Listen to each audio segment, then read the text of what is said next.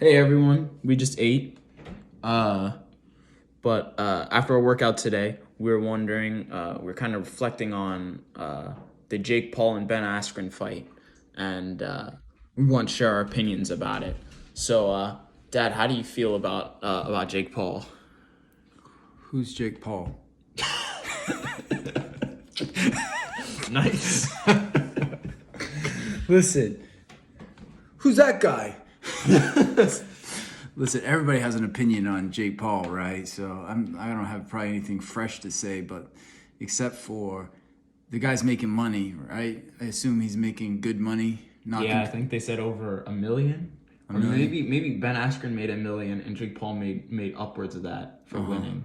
So he's making good money for knocking people out. Who wouldn't like that, right? I guess that is boxing. And I think, people are criticizing him for taking these like fights against non-boxers or nobodies really in the fighting game. But really, all prospects take easy fights. Yep. For some period of time, 5, 10, 15 fights, and progressively improve, take on more difficult opponents. That's the business. And so for people to be upset that he's had 3 easy fights, I don't think that's what's upsetting to people. I think people are upset because he's done it in a non-traditional way, right? He didn't have a bunch of amateur fights. He didn't sign with a promoter. He didn't have to do the typical XYZ. Exactly. Right? He's made money. He's found a way to make money, and more power to him. If people want to keep paying him to knock out whoever, that's good for him, really.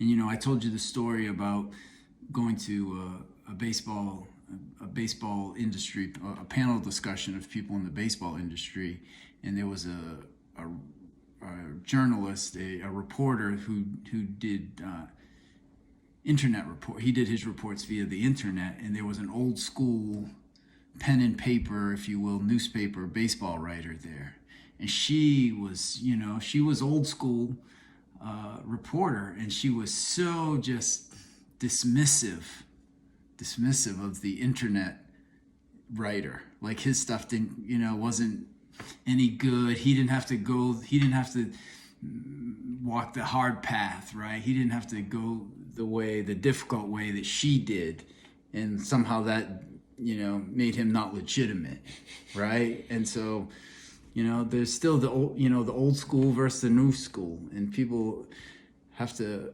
adapt. I couldn't agree more. That's true.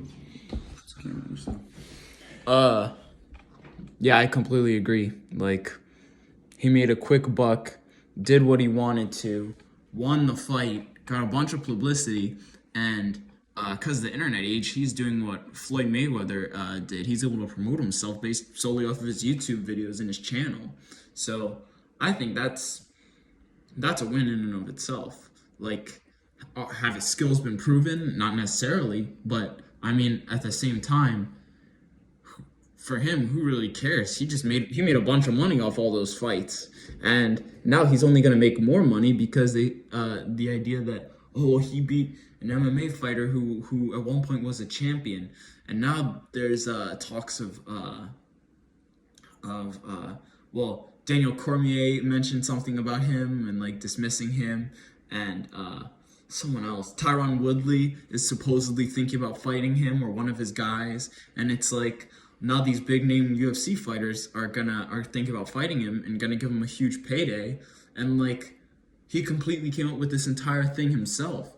Yeah, if you're a handler for him, if you're one of his management people, you'd be insane for him to take on a world-class fighter at this stage. Yeah. Right? Well, I mean, it's been brilliant the way they've brought him along. The people he's fought are not, serious, like,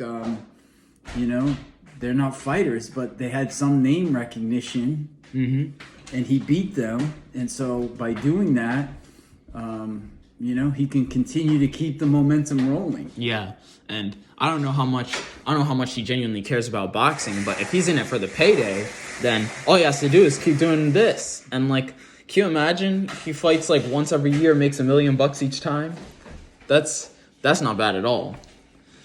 But I mean, everyone criticized Floyd when he started doing it his own way too. But then now he's the richest fighter to ever walk the planet. So, I mean, who knows? Maybe Jake Paul's on that same path. Except I don't think he's that good of a fighter.